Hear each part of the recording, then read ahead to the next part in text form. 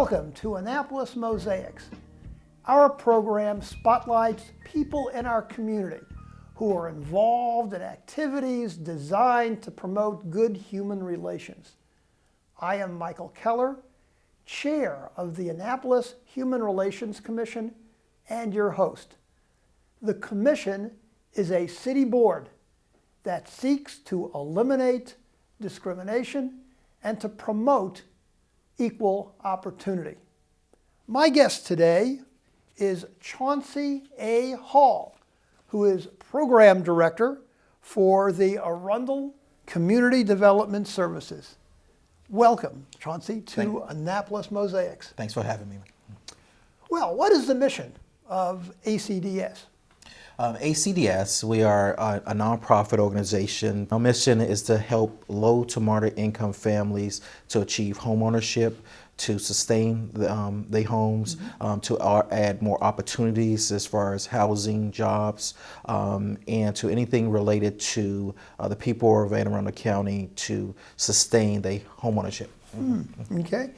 Well, how did ACDS get started? Tell our viewers a little bit about the history of your organization. Sure. We were actually founded in 1993. We actually used to be part of the county as a county agency related to housing.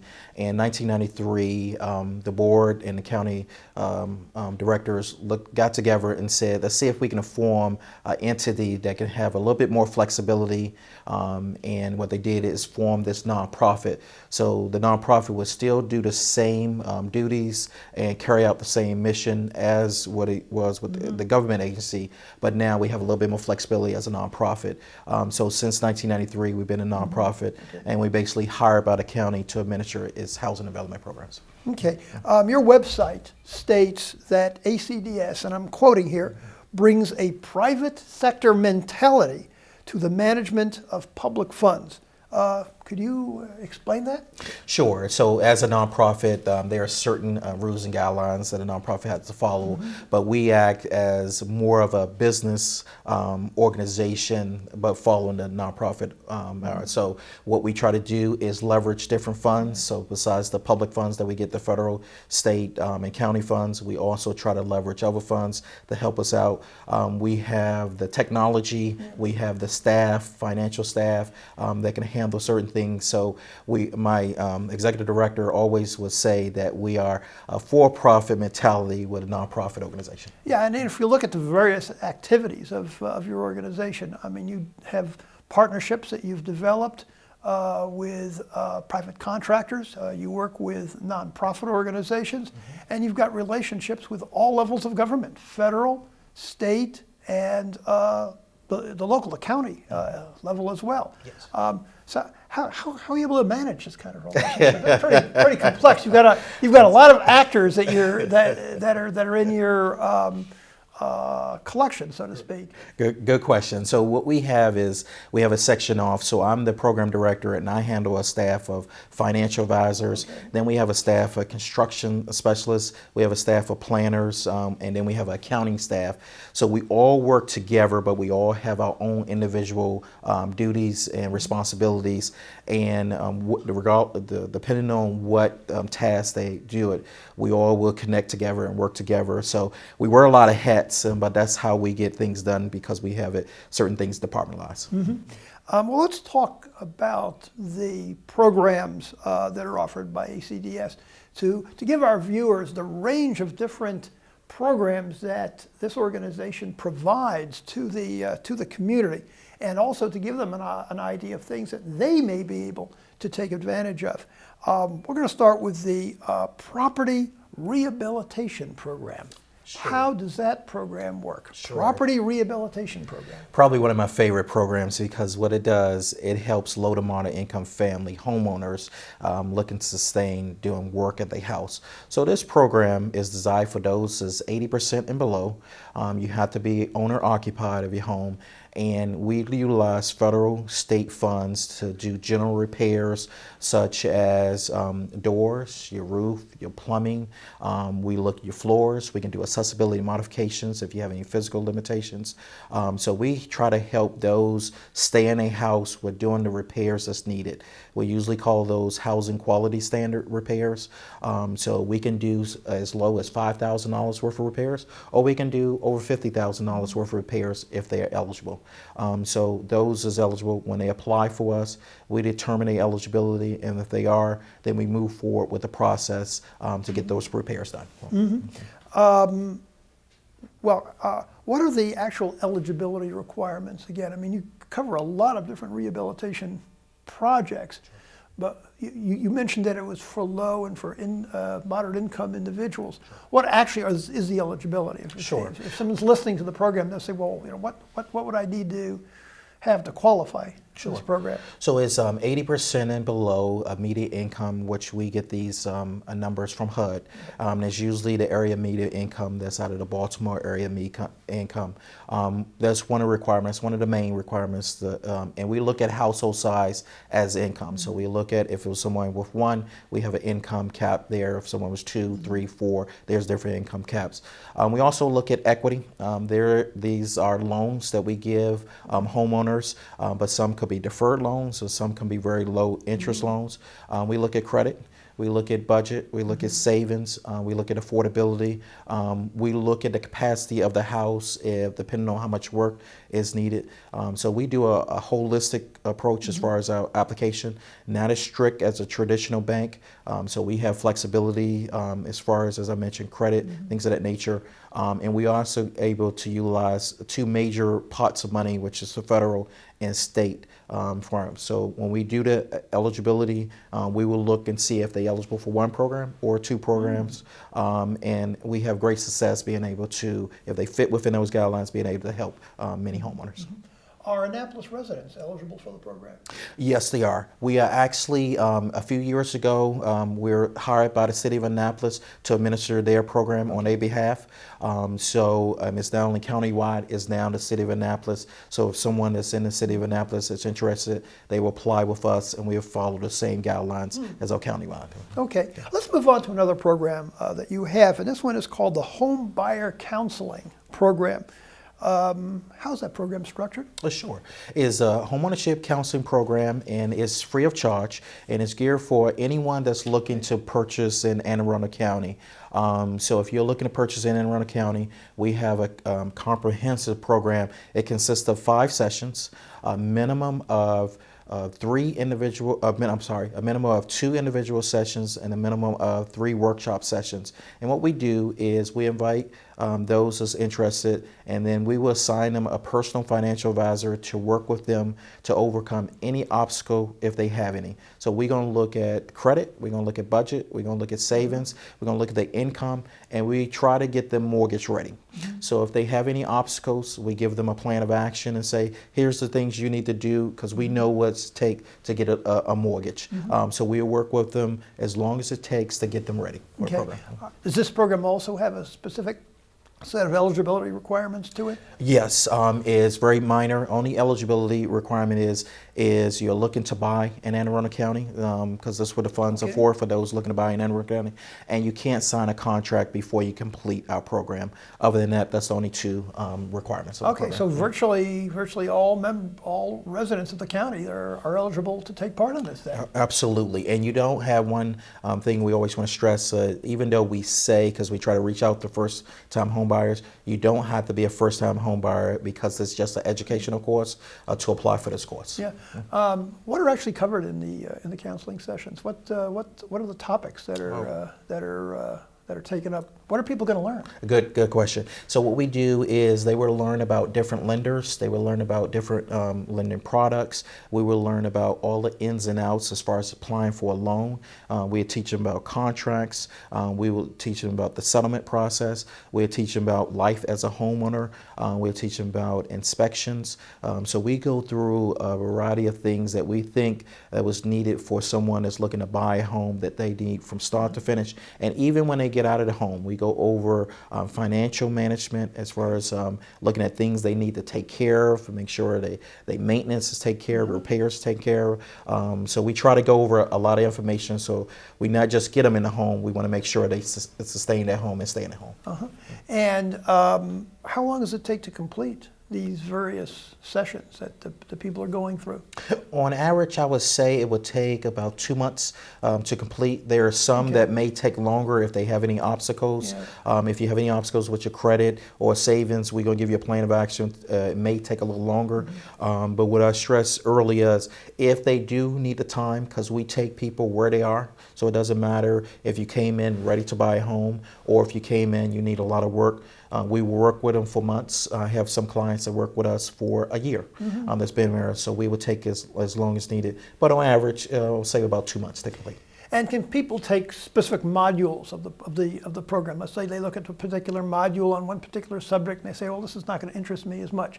Do they have the flexibility of sort of moving around from topic to topic? Or if someone signs up, are they expected to pretty much complete the entire curriculum? Excellent question. Actually, they had to complete the entire curriculum from start to finish. So what we do have is our first session is our intro, is more like an orientation. That at that point we go over everything what you're going to be expected out of the course, and then we give the applicants the opportunity to decide if they want to move forward. There are some that say, I'm not ready for this right now and I'm not moving forward, and there are some that start off, but everyone has to go through the same format and complete the whole course. Okay. So with that standard approach taken, with everyone taking the same area courses, what specific topics do you find people need the greatest amount of help with in terms of counseling? What are the areas in which there's the greatest amount of interest on the part of participants? Where is the knowledge level gap the greatest in terms of things people say, gosh, I'm glad I knew this. I didn't know that. Sure. So what are some of the areas that you really find people are being educated about? Sure. I would say probably the number one is credit. We get so many questions and so many things that misinformation that's out there regarding credit and what's needed. So credit is very important as far as getting a loan. Is probably the number one thing that a lender is going to look at first before someone would apply for a loan. So going over all the things that we have, sometimes clients think there's no way they can find a house, but when we look at the credit, if they just do a few things, they will be in a position to do it. I would say credit. I would say the second thing, as far as the lending, as far as getting a mortgage, all the ins and outs, as far as applying for the mortgage, what programs are available is usually the number two thing that we get a lot of questions on. So when we're going through our process, we would educate them on all the programs that's available for them, go over all the guidelines, the rules and regulations for them, so they know their options when they get to the point of they graduate from a program. They would know the next step to take. We're going to take a break now, but when we return, we'll talk more about some of the specific programs of ACDS.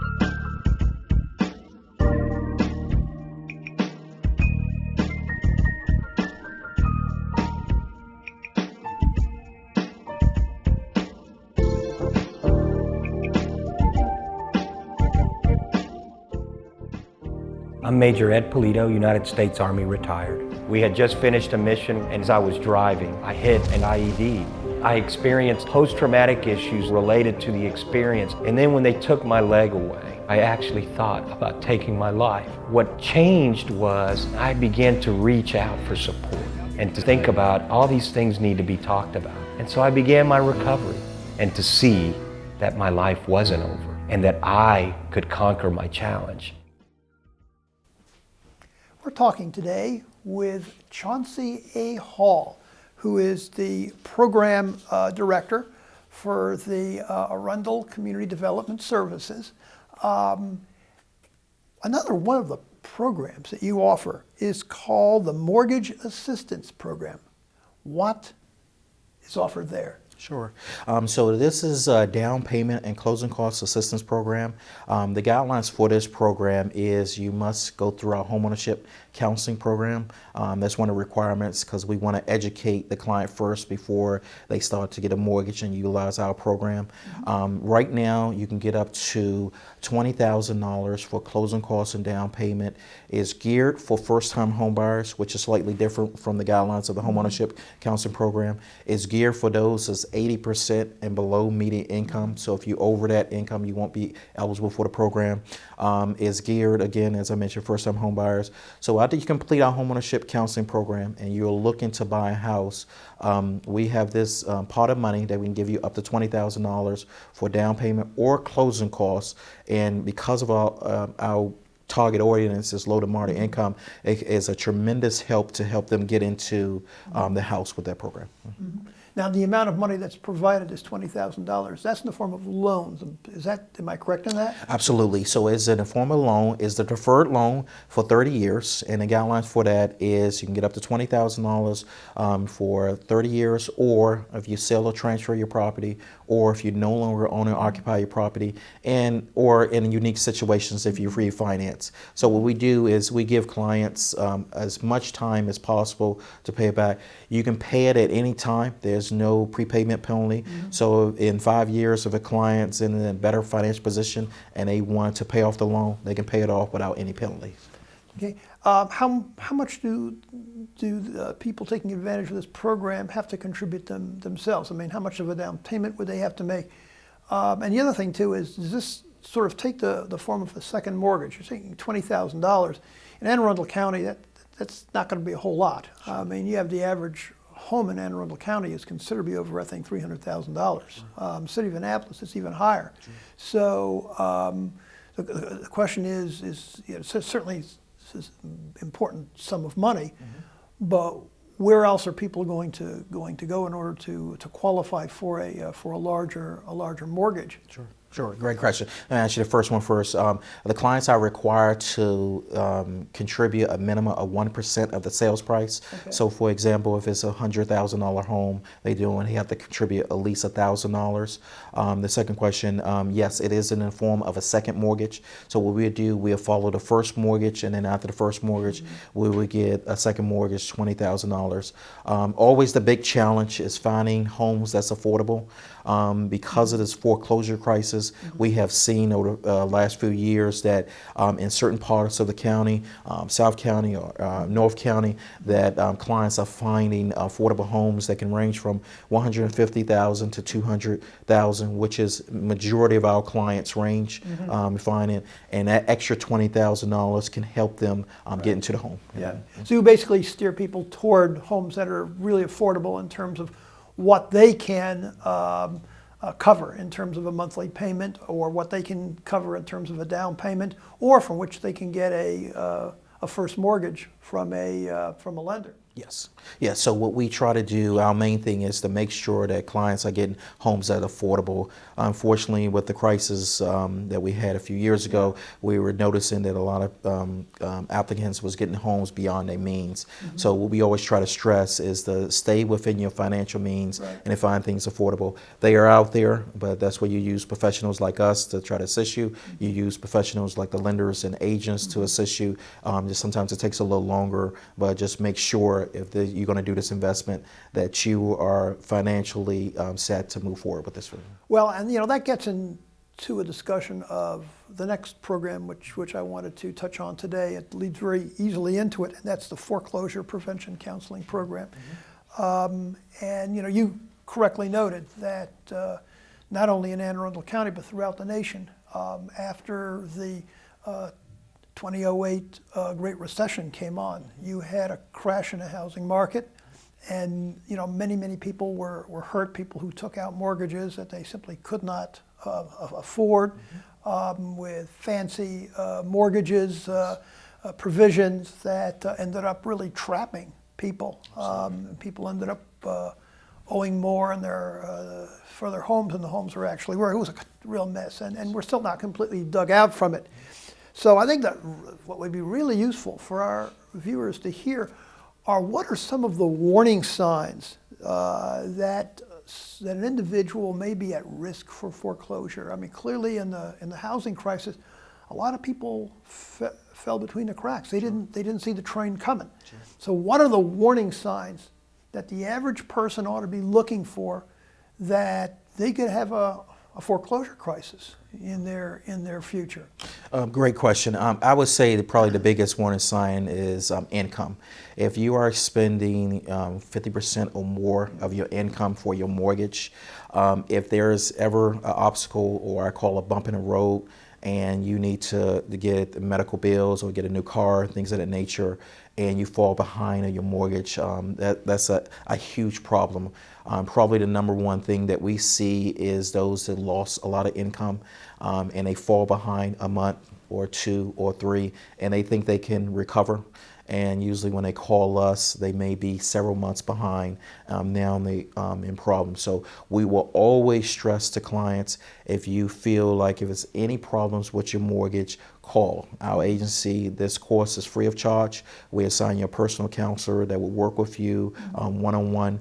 There's no income requirements, so it's not limited to 80%. If you make more than 80%, we basically offering counseling. So what we'll do is examine a individual situation and then come up with a plan of action. But if I can stress to everyone, don't wait too late. So if you see the signs of you starting to get notices from lenders saying you're behind, you see the signs that you see a change in your lifestyle as far as income or payments or anything, call someone so they can look at your budget and come up with a plan of action before it's too late. How actually is this program structured? So what we have is I have 5 counselors in our office assigned when someone calls in and they need assistance with a mortgage. Only requirement is you be a resident of Anne Arundel County, and it's your primary residence. So we want to focus on those that are residing in a house, not necessarily maybe a second home or vacation home. And if you call in, we will assign you the counselor, and then the counselor is going to interview the client and say, what is the problem, whether they lost their job or medical bills, or I'm behind my mortgage, or I'm upside down, or I have whatever the problem is. And then we're very knowledgeable about the different programs, and we're very knowledgeable about analyzing client situation. And then what we do is we will work with them. We will also work with a lender and servicer.